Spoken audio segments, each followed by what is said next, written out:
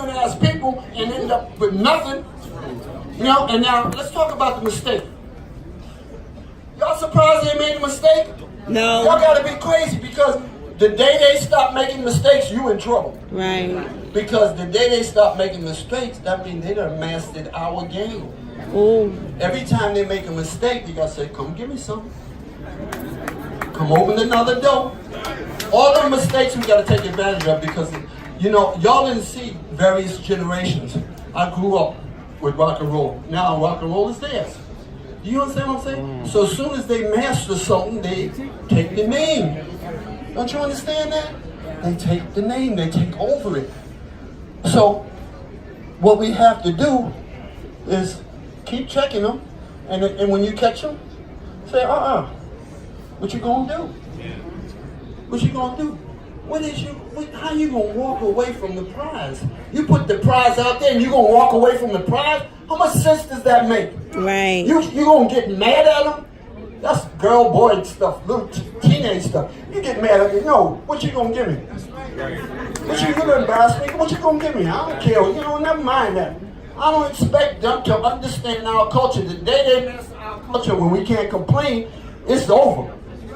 Now, hip hop. Let's talk about hip hop. Let's talk about hip hop. We get these cultural moments, right? I grew up like we had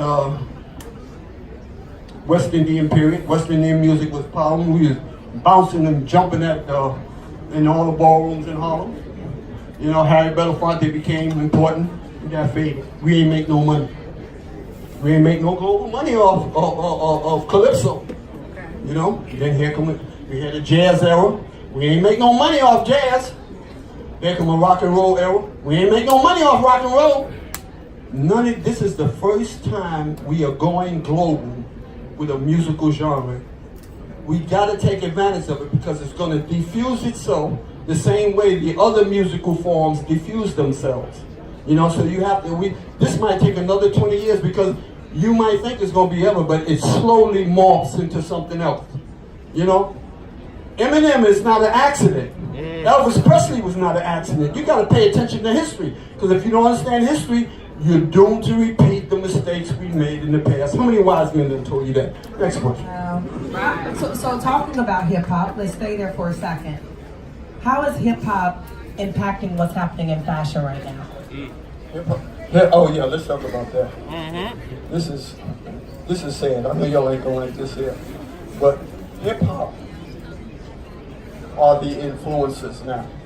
Our culture has circled the globe, but don't get it twisted. We are only buying of the major brands. You hear on the internet that we're spending 50% of Gucci? Are you crazy? We are 2 to 5% of what the bottom line of Gucci. What we do for the brand is we influence other people to buy it. That's our purpose. Now tell me that ain't modern day minstrelsism. Do you understand what that means? We sing and dance and we rap, right? They put us on stage and we promote a brand and we ain't in the brand. You gotta understand our influence. Get facts. You gotta get facts. If you don't get facts, there ain't no sense in us getting together. Because we get together to share facts. Next question. So, as a pioneer in the hip hop culture, how do you feel like your role in culture has changed over time? And then, man, what I feel so good about growing up and being on the corner, you know, like in, what's that movie, in the series in Baltimore, you know, and it's a young boy there sees in Baltimore, and he says, how do I make it from the corner to the rest of the world? That hit me so hard, and he dies of an overdose. And now, my contribution to that guy on the corner is like, guys is coming off the corner and saying, I'm gonna be a fashion designer. And that's what I'm most happy about. So many young people, man, who I know would be selling dope, now they say they want to sell clothes, man. So I feel really good about that. Awesome. That's so awesome. Wow. There was no social media, right? There was none of the things. The digital landscape was quite different. How do you think, if you were starting today, how do you think Dapper would be a lot different if you were starting in the age of social media? Let's go back. Let's go back before we go forward, man. Let me tell you what it was like. First of all, middle class blacks would not buy from me. I was a thug from the hood, and I wasn't the kind of guy that they would buy from. So I had to cater to the gangsters. So gangsters, they pay no allegiance to brands.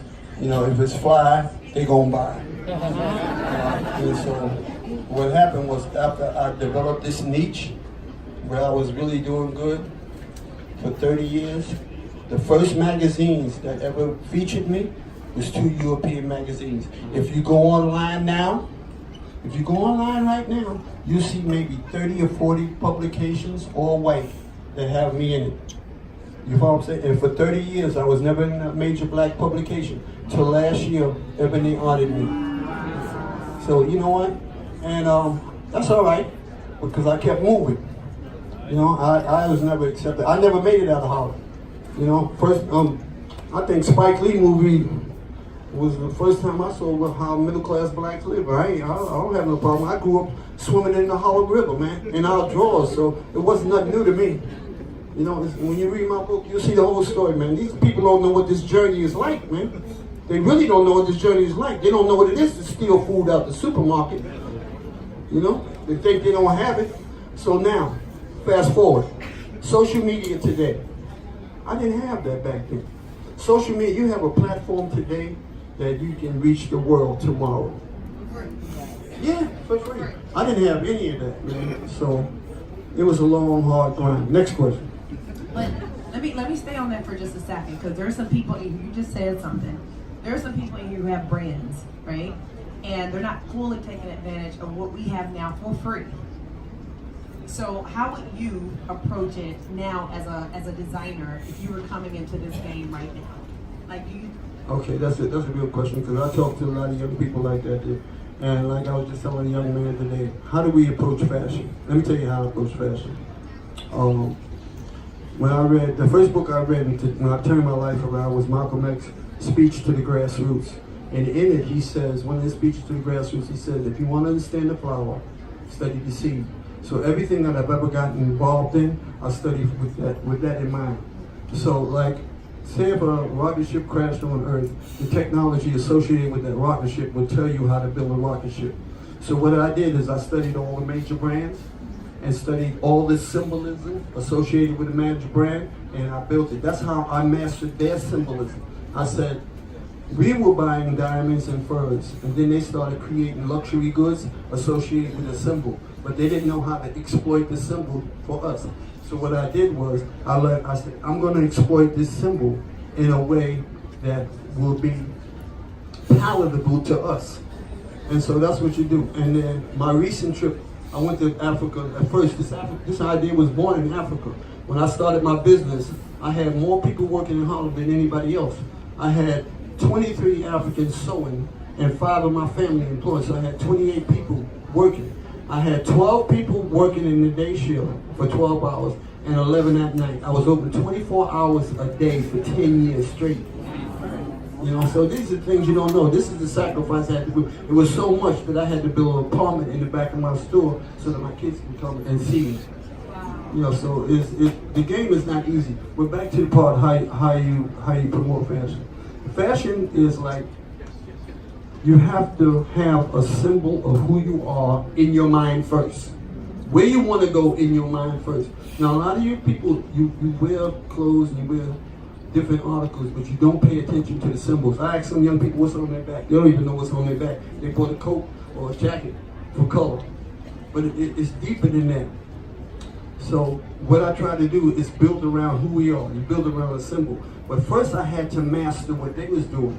And so when I won the Europeans over, then the regular middle class and upper class people of color came over and say, oh, that's the man there. But I had to win them over before I win my own people over. And then once that was part 2. Now part 3 is I just came back from Africa and I was incorporating in my brand, when I go out on my own, Yoruba symbols and what it means.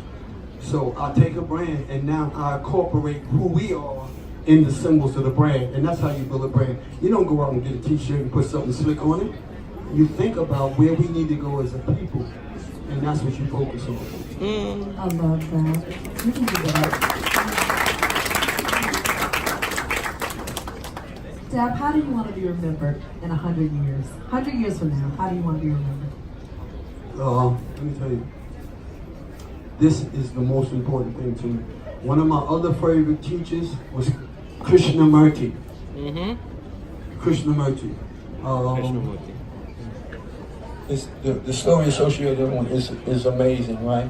But what I learned from him is a continuation of what I learned from Dr. Henry Clark, and that is, Krishnamurti, his book is Freedom from the Known. Freedom on the train. I just get a roll of fabric and slip in the corner. And I said, I buried my shame, so I got to bury my shame for my people. And I don't care what y'all think. I'm going to do what I think is right. And I'm going to rock this deal. And if y'all find something wrong with the deal, tell me. And we will sit down and talk about the deal. Go shout. Anybody who comes up to you without a plan and talking about the plan, get the hell away from me. I love that because I said the only person who could do this and make a room like you made happen in Harlem is Dapper. There's no one else who could do that. And I feel like even that moment, even though I know so many people are wondering what happened in that room and what was said in that room, you see the outcome because Gucci put it on their social media, an incredible plan that's going to open so many doors for so many of us in this room.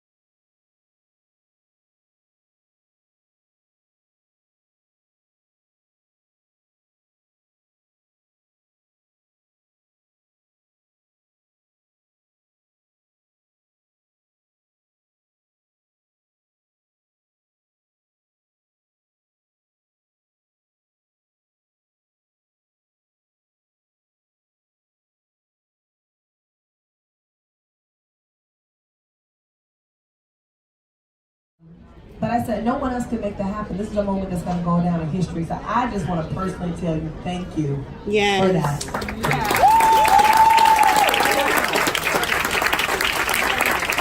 So, I hope I made a difference. Because what I learned, I think, for Professor Hilton Halterman, even with the people I'm talking to here today, everybody's not looking for the truth. Most people are looking for information to support what they already believe. Ain't that a word? Wow. You got people snapping over here in the corner. I see you. Describe Harlem, if you can, in one word. Lotus. You know the lotus flower is so significant. It grows in the river, under the river, into the water, into the air, and it reaches for the sun. That's what we all need to do. Wow. Wow. You got me. And I'm going to end on a light note that. Thank everybody for coming. Thank you for coming. I'm going to end on a light note. Thank you, Mama. What is a fashion trend that you'd like to bring back or see more of? Whoa, that's a good one. That's a good one. The shirt and the tie. You know why?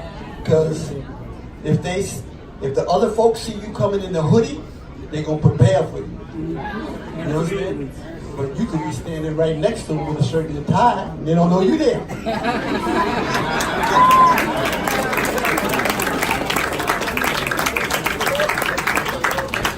Dab, thank you so much for what you mean for the culture.